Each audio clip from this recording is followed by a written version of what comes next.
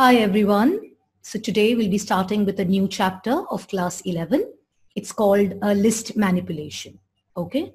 For those of you who have not gone through my videos of string manipulation, I would suggest that it is better that you watch those videos before you come to list manipulation, because there are a lot of similarities between list and strings.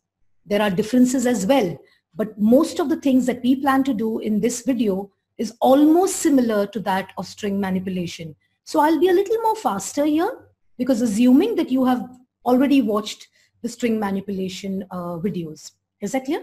Okay, so what are we going to be learning in this video? In this video, I will be introducing you to what a list is, though you already are aware of what a list is. Then we will be talking about what do you mean by indexing a list? How do you read data from the user and store it in a list? How do you traverse through a list? What are the various list operators that you can use? And what do you mean by list slicing? Is that clear? Okay. Okay, now let me introduce you to a list. If you remember in chapter 2, data handling in Python, we had learned that there is a data type called sequence data type. And under sequence data type, I had mentioned 3 data types in Python: string, list, and tuple. Out of these 3, we've already learned string. Today we'll be learning list. So list is a sequence data type, and it may consist of homogeneous or heterogeneous elements. What does it mean? A list may have all values which are of the same kind or the same data type. Then you say it's a homogeneous list. Or a list may consist of values which are of different data types. Then in that case, you say the list is a heterogeneous data type. Is that clear? Okay. And a list is always implemented using the square bracket. If you remember with strings, we said we use double quotes or single quotes to implement a string. Similarly, to implement a list, we use the square brackets. One very important thing when compared to string is strings were immutable. That means you cannot go to that particular memory location where you have stored a string and change it to something else. Whereas lists are mutable. What does it mean by mutable? If you have a list of values, you can go to one particular element of that list or so many elements of that list and go and change it to something else in that same memory location. So that is what I mean by lists are mutable. Let me just show you some examples of the list. Now when you see L1, L1 is a list and all the elements of the list are integers. So it's a homogeneous list. L2 is nothing but an empty list. L3 is called a heterogeneous list. Why? There are 3 elements in the list, but each of those elements are of different kind or of different data type. The first element being an integer, the second element being a string, and the third element being a floating point number. Clear? Now L4 is nothing but a nested list. Now what do I mean by nested list? Can you see a square bracket within the major or the big square bracket? Yes. So you have a small list within your bigger list. That is what is meant by nested list. Is that clear? Now, there is a function called len, which you have used with strings, which gives you the number of characters in the string. What does len with list do? Will tell you the number of elements in the list. So if I write len in bracket L1, what are the number of elements that you see in L1 is 1, 2, and 3. So answer is going to be 3. But if I write len of L4, it still gives me 3 and not 5.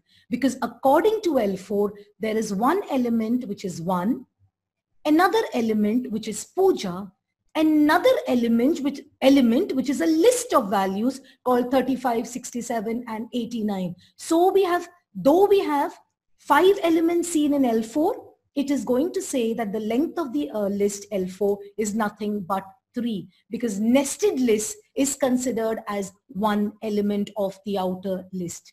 Is that clear? Okay. Now, how do we accept data or accept values in a list? If you remember, how did we read strings? We just made use of the input function because we had learned anything that the input function accepts from the user is treated as a string. But how do we read something from the user and treat it as a list? One method says make use of a function or a method called list, which belongs to the class called list. Okay, so remember one thing, I'm just telling you a trick. You're not going to learn something called constructors. If you have a function of a class which has the same name as that of the class, then such functions are called constructors, and their aim is to create objects of the class and initialize it. Is that clear? Okay, let's not go into details of constructors. So one method is by making use of the list function, I can read data from the user and store it into a list. Example, I say list input. So instead of writing int input only reads one element. List would read a list of elements. Enter list elements. Now what happens here is every character that the user enters will be converted to as one element of the list. To understand this, I'm showing you an example here. When the message appears, enter list elements. And if I wrote 1224, maybe I've written 1224, not as 1 space, 2 space. Still what will happen? Every character of the element becomes an element of the list. So can you see the first element of the list is 1, but it's taken as a character. The second element as 2, the third element as 2, and the fourth element as 4. Now suppose, some may ask, what if I had written 1 space, 2 space, 2 space, 4? Then even in the list, each alternate element would be a space. But in this scenario, when you're making use of the list function, it treats everything as a character, irrespective of whether you've entered digits or just some characters. Okay? Another way of reading the list from the user is by making use of a function called eval. But you need to remember, when you're using the eval function and when you are expected to enter the list of elements, you need to be writing the list of elements in a square bracket separated by comma. Okay, so I'm showing you an example where I wrote eval input enter list elements. So a message goes to the user saying enter list elements. Now the user is supposed to be entering the elements of the list starting with square bracket and ending with square bracket, and each element separated by a comma. And here, whatever is the data type of the element that you write, that is going to be the data type in the list also. So if you've written integers, it will treat it as an integer. If you've written strings, it will treat it as a string, and so on. So example, I said, when the message came enter list elements, the user, remember, had to put the square bracket and write each elements within the square bracket separated by a comma. And what happens? That becomes your list. Now here, 1, 2, 5, 7 are all treated as integers. Suppose you had written 1 in quotes, 2 in quotes, 5 in quotes, and 7 in quotes, then it would be treated as a string. Is that clear? So these are the two ways that you can read elements into a list. Then coming to indexing in a list. Indexing in a list is similar to indexing in a string, which means there is something called forward indexing and there is something called backward indexing. And where does the forward indexing start? From the first element with index number 0. Where does the backward indexing start? From the last element where the indexing is going to be shown as -1. So if you see here, this list consists of, let's say 4 fruits. Okay. So apple is going to be the first element, which is at index location 0, banana the next, cherry the next, and mango the next, if I'm using forward indexing. Mango could also be told as index -1, or cherry could be -2, banana could be -3, or apple could be -4. So suppose I write print, okay, and I write fruits because that's the name of my list.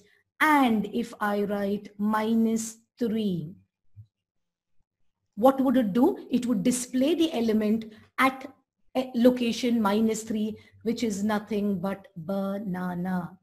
Is that clear? So this forward and backward indexing is similar to that of a string, but in a string, forward and back, at every forward and backward index location, there was only one character present. Here, it could be anything. In this scenario, my list is a homogeneous list with all elements as strings. So every location had a string. If it was mixed, it would be mixed. If it was all numbers, the elements would be all numbers. Is that clear? Now, this is a small basic list. Let me just clear my annotations before I take you to the next screen. What if it was a nested list? If it was a nested list, please pay attention to what you see here. The nested list has only 3 elements. Remember, the length is going to give me 3. 1 is at index number 1. Puja is at index number 2. And all this is at index number, Puja is at 1 is at index number 0. Puja is at index number 1. And all this that you see is at index number 2. Let's assume the 1 stands for the roll number of Puja. Puja obviously is the name of the student. And maybe 35, 67, 89 are the marks obtained by Puja. I mean, we are just assuming things. So can you see the forward indexing 0, 1, and 2? But now if you say print student square bracket 2, it would print 35, 67, and 89 because all of them are under index location 2. It also has negative indexing. 35, 67, and 89 is under negative or backward indexing called -1. Puja is at -2 and 1 is at -3. What I need you to understand is something that I have drawn here. Because it is a nested list, each of those elements also have a forward indexing as well as a backward indexing. So 35 is at index location 0, 67 at index location 1, 89 at index location 2. It could also be treated as 89 at -1, -2, and 3. What I want to show you here is if I write print, okay, I think I should use the text box to write something so it makes things easier for me. If I write print and I write the name of the list, which is student in this scenario, and if I write 2, then in that scenario, what does it display? It displays the inner list, which is 35, 67, 89. Okay, it's going to display this. But if I write print and I write the name of the list, which is student, and I write square bracket 2, square bracket 1, then in that scenario, what does it do? It doesn't display the entire nested list. It only displays the element at index location 1 of the nested list, which is nothing but 67. I could have also used, instead of 1, instead of forward indexing, I could have also used -2. Is that clear? So when you have a nested list, to access the nested list, we use 2 square brackets. The first square bracket talks about the outer indexing and the second square bracket talks about the inner indexing. Clear? Okay, so now let's just go ahead.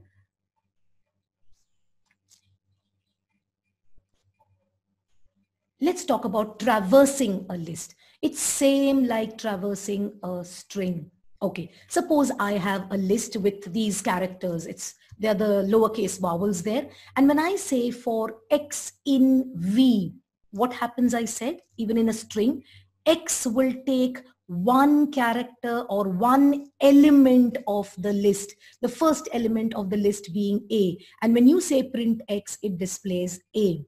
Then it takes, when it goes back to the loop, it takes the next element of the list. So it prints E. Now remember, each element of the list here is a character. If we were talking about the fruits list, then X in fruits first would show apple, then banana, then cherry, then mango, and so on. Here, each element of the list is just a character. Clear? Okay. Now, what about accessing using the indexes? Here we know that the index value of A is 0, index of E is 1, 2, 3, and 4. When we are making use of the range function, when you say X in range, then X is not the element of the list. X gets all the index values, because range len of V, what does len of V tell you? The number of elements in V. Number of elements in V is 5. And what does the range of 5 mean? It will generate a set of values which are going to be 0, 1, 2, 3, and 4, correct? So X in, it takes 0 first. And now we are saying print V of 0. That means the element at the 0th location, which is A, E, I, and so on. Remember, both methods are okay to access through the list. The first one becomes easier when you have to just access through those elements. You want to know what those elements are. But list, remember, allows you to manipulate or modify the data. In that scenario, I would be making use of the second method, because there I don't want to talk about A. To modify, I need to know the location where A was stored so that I could modify it to T or P or whatever. Is that clear? So both ways of traversing is okay, as long as you are only looking at the elements of the list and finding out what they are. Use the first method. But for any reason you are going to do any manipulation, or you want to update the elements in the list, then you make use of the second method. Okay, so let's just get ahead. Then what do we need to know about the list is, what are the various list operators? Now strings had operators plus and multiplication sign, plus doing concatenation, multiplication doing replication. Same is the case with list. So it's going to go very fast for me. When you say L1 plus L2 here, it means add the list L1 and L2, join them, concatenate them.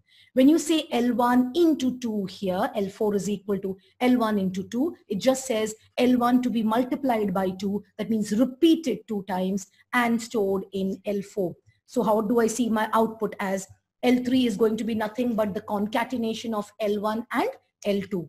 And L4 is going to be nothing but the repetition of L1 2 times. Okay, this is similar to our, what you say, the strings, so we don't need to, use up much time here. Similarly, in strings, we have learned membership operators in and not in. Again, the same thing here. Let's assume we have all these lists, which is L1, L2, and L3. And now it says print 3 in L1. 3 in L1. That means, does 3 exist in L1? Is 3 an element in L1? Yes, it will return the value true. Rohan in L2. In L2, can you see Rohan? No, so it will return the value false. 35, 67, 89, nested list, not in L8. 35, 67, 89 is in L8, so it returns false. So your answers were true, false, and false. Okay, so concatenation operator, replication operator, membership operators, almost the same like strings. Next, we come to comparison operators. There are various comparison operators that you see on the screen. We'll be talking about first only equal to and not equal to. Okay, equal to means what? Both of them are equal. Not equal to means what? They are not equal. Now, equal to operator always will give you a false if the elements are not comparable. That means, you know how the comparison in a list is done? Element at the 0th location of the first list is compared with the element at 0th location of the second list. So the indexes, the elements at the same index locations are compared to see whether they are equal or not equal and so on. If in one list you have a number, which is an integer, and at the same location in the other list you have a string, it's not comparable, then in that scenario, it gives you a false. Okay, so let's just see. L1 is equal to L3. Yes, it's going to give me true. I'm just writing T, but it's going to give me TRUE. L1 not equal to L4. Yes, this is L1 and this is L4 not equal. So this is false. L1 equals L6. 1, 2, 3 looks like 1, 2, 3, but the number of elements in L1 here is 3. The number of elements are 2, which means what? You're comparing a 2 with a list. So you're comparing an integer with a list. So not comparable, so it gives me false. L1 equals L3. What's your L3? 1, 3, 2. L1 is 1, 2, 3. So it is again going to be false. L1 not equal to L5. Yeah, 1, 2, 3 and 1 TWO3 is not equal. so it gives me true. Is that clear? So remember, when you're using the equality operator, in case the elements that you're comparing are not comparable, that means you can't compare a number with a string. You can't compare a string with a complex number. So if they're not comparable, then it is going to return the value false. Is that clear? Okay. Let's see what happens when we use the greater than and the less than sign. When we use the greater than and the less than sign, then if the elements are not comparable, then in that scenario, it doesn't give me false, it gives me an error. It will only give you true or false provided the elements were comparable. If they are not comparable, it gives me false. Okay, so let's just talk about this. It says L1 greater than L2. Now, how is the comparison done? 1 is compared with 1. Is it greater? No. 2 is compared with 2. Is it greater? No. 3 is compared with 3. Is it greater? No. So this is going to result into a false. Okay. Now, L1 less than or equal to L3. Again, 1 is compared, L3 is this, right? 1. Is it less than or equal to? It's the same. No, it's the same. Then it goes to the next one. 2 compared with 3. Are they the same? No. But is 2 less than 3? Yes, 2 is less than 3. So this gives me a true. So that means what? Irrespective of what the next number would be, the minute you come across an element which is not the same, then it checks whether that particular element at that index location is greater or less. Let's look at L1 less than or equal to L4. Okay, 1 is compared with 1, they are equal. 2 is compared with 2, it is equal. 3 is compared with 3, which is equal. Now, no more comparisons left in L1 to compare with 4. Therefore, L1 is less than or equal to L4 because their elements were the same as long as they had elements. But now L1 is over and there is no more comparison left with L4. So L4 becomes greater, which means L1 is less. Now, L1 greater than or equal to L4. We just wrote L1 less than or equal to L4 is true. So L1 greater than equal to L4 is going to be false. Okay. L1 less than or equal to L7. Okay, excuse me, this is capital L and 7. So L1 is compared to L7. 1 equal to 1, 2 equals to 2, 3 equals to 3. So that means this is going to be false. Sorry, it's going to be true because there is an equal to sign also. If it had said less than, it would be false. But equal to, yeah, it is not less, but they are equal. Even if they are different data types, remember, numbers are comparable. Okay, coming to L1 less than L5. L1, 1 is compared to 1, same. 2 is compared to a string. They are not comparable. So this is going to give me an error. Okay, coming to L1 greater than or equal to L6. Okay, 1 is compared with 1, it was same. 2 is compared, 2 is an integer and it's compared to a list. That means they are not comparable. So in that case, it's going to give you an error. So remember, in greater and less than the other operators, other than the equal to operator, if the elements are not comparable, it doesn't give you false like the equality. It gives you an error saying that you can't compare an int with a string or a string with a list, whatever was the issue with the elements at the same index location. Is that clear? Okay. Coming to the last topic in this video, it's called list slicing. And now I know you all are all experts in it. You'll have already done string slicing. So it's very clear to you what it means. Same concept. Okay. What do you mean by slicing? Getting a part of the list. You have to say where you want to start slicing and at which location you want to stop slicing. But remember, when you're slicing, we don't go up till stop. We will go one location before the stop index. And step value says, do you want to go through all the elements?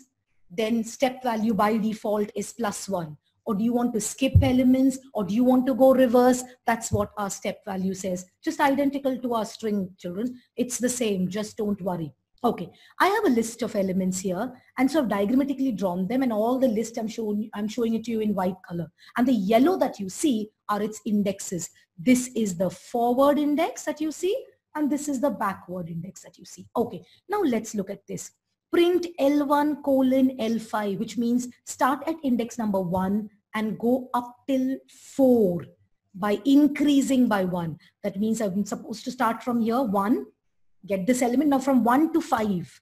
Can I go by increasing 1 every time and will I reach the location 5? Yes, it's possible because step value by default is +1. So can I start at 1 and reach 5 with stepping +1 to 1? Yes. So what are the elements here you're going to get is 20, 30, 40, 50. Remember, you're not going to go till 5. This is what you're going to get. Okay. What's the step value here also? +1. What does nothing in the start value mean? From the beginning. So you start from the beginning and go up till index number 9. Okay. That is nothing but your entire list, which is 10, 20, up till, sorry, here it will show you up till 90, no problem. You're supposed to go till index number 9, but there are no elements, so it's not going to give you an error like the indexing does. Here, whatever is the content will be shown. So there were only, instead of giving you so many elements, instead of giving you elements from 0 to 9, okay, it gave you elements 0 to 8 because only 0 to 8 were available. Is that clear? Okay, coming to this, step value -1. And we had learned colon means what? It goes backward. So it says 90, 80, 70, 60, and it'll come up till 10 because -1 without start and stop, we had learned with strings, starts from the last element and goes up till the first element without skipping any element. Now it says -5 colon -2. Now I'm using negative indexing. I have to start at -5 and it's asking me to go to -2, but with a step value 1. Can I step value 1 and reach -2 from -5? Yes, because -5 plus 1 will be -4.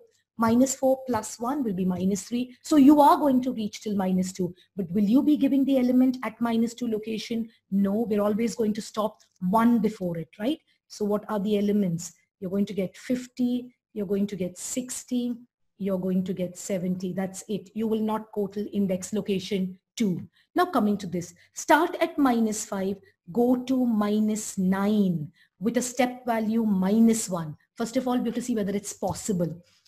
-5 -1 is -6. -6 -1 is -7. So is it taking me to the direction of -9? Yes, but remember, I will not go up till 9. I will only go 1 before it. So what are the elements that you're going to get is 50, 40, 30, and 20. It will not go till -9. It'll only go till -8. Now let's look at this.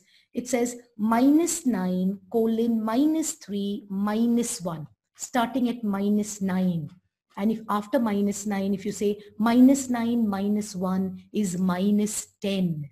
So will I ever reach -3? No. So in this scenario, there is no extraction possible. So it becomes a empty list. I want to repeat this, children.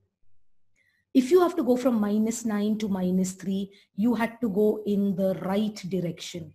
In the right direction, your step value always has to be positive, but they gave me step value negative, which means step value negative will only give me in the left direction. But can I go to the left direction and ever reach -3? No. So the extracted list of elements is an empty list. Is that clear? So now this video should have been easier if you have seen string manipulation. I would suggest once again, those of you who have not watched my string manipulation introduction topic must watch that. Then this becomes very easy. In the next video, we will be learning functions related to class string. Is that clear? I hope everything is understood. Okay. Thank you.